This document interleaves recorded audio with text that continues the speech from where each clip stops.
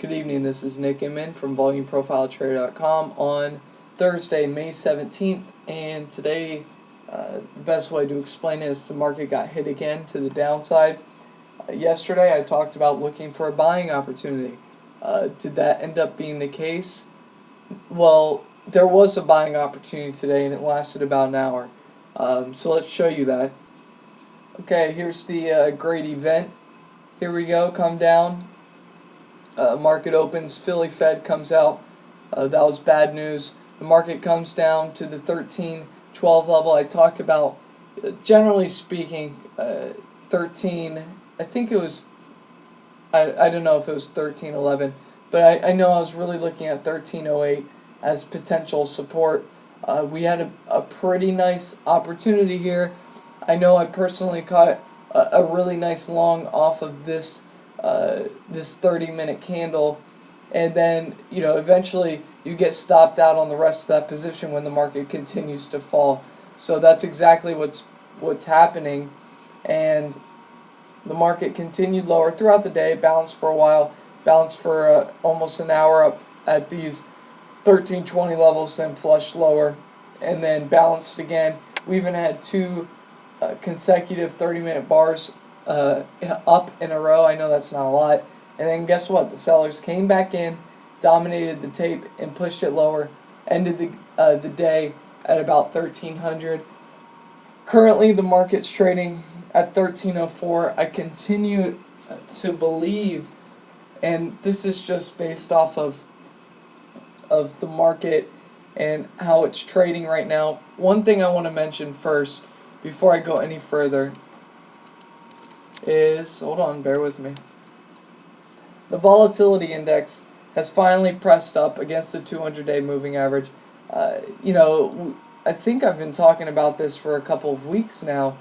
I remember back at these lows discussing it, pushed back up to the highs, saying if we stay above basically the 50-day moving average, you want to be cautious. Well, guess what? It dipped below, but we kind of developed a trend line, not Fibonacci's, but a trend line, and it ended up, even in this range right here on the VIX, it was an opportunity to get long some S&P puts, however you like to play it, and sure enough, we've seen a breakout and a continuation to the upside. I'm not saying that the down move is over in the market, but I'd like to say that the opportunity in the market, we should be closer to a bottom versus some type of top, and that's just based on the ebb and flow of the market. So I would like to say that the buying recommendations I said yesterday, stock-wise, the only one that I think ended up staying positive was Pepsi, and I'm not sure if McDonald's, no, not at all. So Pepsi ended up working out, still continues to do so. Also, I don't think you take your eye off gold. We had a monster bounce in gold today, and also silver. So at least for the time being, you have your risk defined to the downside, and that would be a stop below on silver 516. That's the date. The actual price 27.17. If you want your stop under there, for gold, your stop would be below, well, technically yesterday's intraday low, 526.70. Notice, and I'm going to get rid of this. Okay, notice where have the absolute lows been on gold? And if I just draw a line across, you can see every time it's been a great buying opportunity in gold. Sure enough, we're getting that again. I don't know if this continues up to 1800 like it has the last two times, but what I am saying is I don't think it's right to be short gold anymore, and if you are short gold, I think it's right to at least cover. So just keep that in mind. That's just my personal recommendation. Okay, the Dow. Obviously, it looks like the rest of the market continues to break lower. I do think we are closer to a bottom than a top, so I just want to keep saying that, and I think there's an opportunity for a trade soon. And it may be tomorrow with the whole Facebook thing. It may be the short covers. Regardless, I don't think it makes sense to be heavily long or short going into the weekend. So just be aware of that, and don't take that off your radar. The euro continues to, well, I think once again I think I said this last night.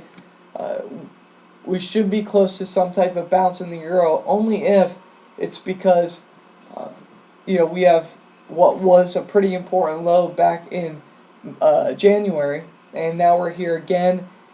I think the shorts in the euro should look to start covering, taking some profits. I know I have, and it's been a really nice trade. And on the opposite side of that, the dollar, you can see. I hope I made it clear that I was long the dollar back in the 79.80 range. Now it has broken out, so we are at what was resistance. So we may see some type of selling pressure, but overall that should be bought, and more investors, more demand for the dollar should come into the market. So that's just how I perceive what's going on right now. Oil, I think your bounce in oil is here. You look for an opportunity to the long side. That's just, despite the fact, now I'm not saying oil and the S&P are necessarily correlated, but what we have is an inside day. You'd be looking for a breakout one way or the other. I'm guessing to the upside, and that would give you an opportunity to catch some of those short oil players off guard, maybe catch a little bit of a move, hopefully, at least. So I think that looks pretty good. And then natural gas continues to work its way up, so that's something to be aware of. Just to go over some of the other currencies, the Australian dollar, that's not somewhere you want to be unless if you're short. Similarly, Canadian dollar, you don't want to be there unless if you're short. Japanese yen, I think I recommended a short on the 50% retracement. It worked out for a couple of days, and then guess what? Huge move today. So I don't necessarily think, well, you should have gotten stopped out if that was a trade that you decided to go with. But I don't think that's somewhere that you want to be. Alright, let's look at Google really quick. Reversed on us today. Maybe you took some profits, maybe not, but I don't think you give up on this yet. Obviously take a little bit of money off the table, but let it do what it's going to do. And the fact that Google is outperforming the market right now to the upside, in relative and absolute terms, that's good news, and that's what you want to see. Berkshire, I have to be honest, I got stopped out on some of this position right before the close today. To be honest, I forgot. Well, this position's relatively small, but I forgot where my stop was, and then I heard if you trade with TradeStation, the little guy comes on saying order filled, and that's exactly what happened. And I was like, well, I'm not in a trade, so what was that? And then I figured out it was Berkshire. So anyways, enough of that.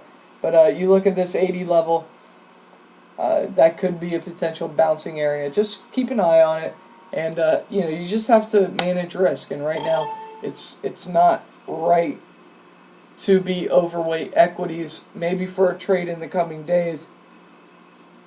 But right here, right now, I think you want to stay away from them. Apple, okay, we're falling off a cliff on Apple, but just like anything, we're going to get a bounce. And let's see, just to do it, let's look at a year-to-date chart, or not a year-to-date, a one-year chart. Okay, so off of the current, basically from where we broke out, what I'm going to do is do a fib retracement just to see how far in the pullback we are. So 50% is about $500. So I'd be kind of, this is what we have here. We have the value area high, which is 525 or so, just under that, 522. We have a swing low. My mouse is going crazy on me. Alright, we have a swing low from, let's see, the 6th of March which was basically the last push from the bulls up to 644. That low is at 516.22. We have another one at 504.89, and then you have a gap from earnings. Remember, back at 424, which is a pretty hefty pullback. You have the 200-day, which is at 442. I'm not necessarily saying, what I'm basically saying is, unless if you're short from higher levels, that's the trade, and there's no other trade right now except for where you look to cover that short. And I'd be looking at this value area 520 or so, basically right around current levels. I'd be looking to take the trade off. So just my personal opinion. Really, that's it. I continue to stay focused on S&P futures, gold futures, day trading them because the volatility is there right now, and the ability to go long and short pretty quick when the market basically tells you to. It makes it a lot easier to make some money while your equities portfolio is sitting in a lot of cash, which is what it should be doing. One last thing, Facebook IPO tomorrow. If you plan to trade on it, just be careful. I'm going to be looking at it, keeping an eye on it. But if, and the only reason I say that is because, let's see if LinkedIn was more than a year ago. But it was almost literally a year ago. LinkedIn opened up at, what was it, 82, 83? Traded as low as 79, or let's call it 80, and then traded as high as 122.70. And that's LinkedIn. So imagine Facebook. There's going to be an opportunity, and it's going to be for a trade short term. Please trail your stops. Please use stops. Do not go long into the weekend this name. You can always buy it again on Monday for a trade. It's just not worth it. It's going to be huge, and there's going to be a ton of volume. So just be careful. But overall, I think the market. So I think the market's due for a bounce. Look at gold. Look at silver. They are bouncing. I know I had a spread on GLD. It was 151 by 154 expires tomorrow. I took that off for about a 50% profit. It's hard to give trading recommendations when the time frame's so short, because if things change, it's one thing if I get out of the trade, but if you get out of the trade, or if you don't know when to get out of the trade and take a loss, then you're basically holding an empty bag, and that's not what this is about. It's about teaching you to identify opportunities in the market. So here's an example. Okay, a quick example. I'm going to show, how about 2 weeks of gold? Just to show you how, in relative terms, using time frames can basically base your trades. So going into gold, let's ignore this drop here. Let's go into what, basically when it started bouncing. And when I'm looking at this, I'm looking at, alright, the big flush. Here is the first rebound, and then a continuation to the downside. So what had happened was price stabilized, and we basically found a floor, generally speaking, at 1580.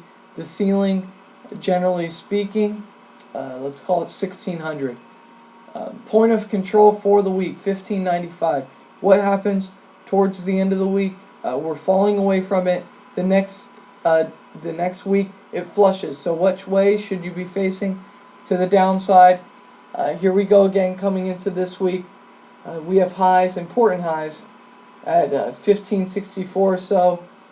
We have, let's call it lows at 1552. Point of control forms there. What happens? We flush away from it. Then down to, remember, long-term support. Let's see if I can get it. There you go. Long-term support. Remember that. So that's what we're going off of. And so we get that reversal. We get the push. And here we are back into the range this morning of gold, and what do? We get a 30-minute bar of explosion to the upside in buying. What is that telling me? It's telling me this is rejection here. The trend for gold short term is up. I see that we're coming from the downside, but we're going to go what looks like go and test this 1600 level, this point of control from last week. And the big tell would be if we come down to this 1560 level, this point of control for the week, maybe even 1564, which was resistance. We didn't really test it at all today, but in general, that level, come down. If we bounce off of it, continue higher, make new highs, you have to be looking north on gold.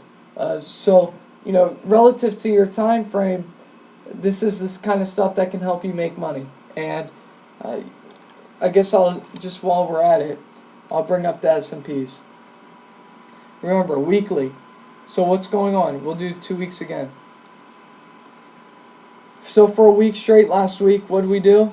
We basically balanced.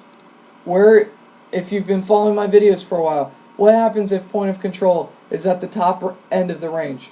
It's a sell. That is a definite sell signal unless if we can stay above it and push above it. So what happens? We move lower. So what in general, what should you be thinking on Monday and Tuesday after breaking new lows, after falling away from last week, the prior week's point of control? You should be thinking sell. And sure enough, every rip was a selling opportunity. And we balanced. Where's our point of control for the week? 1337. Where was our last major high before flushing? You guessed it, point of control. Where did we go from there? We went down. So if you really want me to, okay, let's try it again on daily time frames. Let me zoom in, okay? Just picking a random day. Let's see, Friday. What does the market do? Overnight, it bounces. What happens in the morning? We bounce. What happens in the afternoon? We sell off to the point of control. What happens Sunday night? We open lower. We test. Where do we test? The point of control from Friday. What happens? We fail. We form a new point of control for Monday. We trade around. I'm not going to get into gyrations. I'm just going to focus on the point of controls and general levels. So from Monday's point of control, what happens? Tuesday into the early mornings, into Europe pretty much, we rally. So theoretically overnight, you had a long off of these levels. Sure, cool. But not everyone trades the early mornings. So really let's focus on what's going on here. This 1337 level, big congestion. What happens? We start to fall away from it. Big sellers. What happens overnight? We get a little pullback. Sellers come back in, and surprisingly, in the morning on Wednesday, what does the market give us? It gives us an opportunity to sell the point of control from the prior 2 days. What you're looking for from a trader's standpoint, it's nothing more than look for sellers. I turned this into a tick chart just so you can see. So basically what we're doing is we're looking for sellers. Once the sellers start coming in and we start making lower highs and lower lows against a defined level of support or resistance, that's your cue. You have to take action and go with the market. And sure enough, we get a big flush. Any reversion here, any pullback was an opportunity. And what do? We continue to flush. What happens for our point of control yesterday? What was it at? 1331. Guess what our high was for today, overnight? Guess what? We touched 1331 and flushed for the rest of the day. Therefore, point of control for the day after today's action, 1317. Guess what? If we get a rebound, where do you think our target is? 1317. So when you take this exact theory and apply it to a bigger time frame, nothing changes. You can do this with the months. Nothing changes. So if you got a big time reversal, a monthly reversal, where would your target be? Up towards 1356. Some type of test of basically the high volume area, this point of control from the month of May. I'm sorry. So just to show you, point of control for January, 1305 or so. So we pierced it here, so that's a bit troubling. But what you're looking for is if we recapture that and start pushing above 1310 or so, it's probably a level you can go against. So anyways, I kind of rambled on, but I hope this helps some and show you that, when the market gets a little more volatile, unless if you're comfortable shorting stocks and you can recognize those patterns, most people don't, and that's fine, but it at least shows you, if you understand what's going on a day-to-day or even a week-to-week basis, there are opportunities for trades, and you can put yourself in a situation where you're making high probability trades, making some money, and going about your way. So take care, have a good night. I hope this helps. Look for a bounce tomorrow. Watch gold, silver, watch oil. If they continue, I think that's definitely something that you want to go with. If not, for example, if the S&P continues lower, then you just continue to go with that and realize that the market does not want you to be buying stocks yet. So have a good night.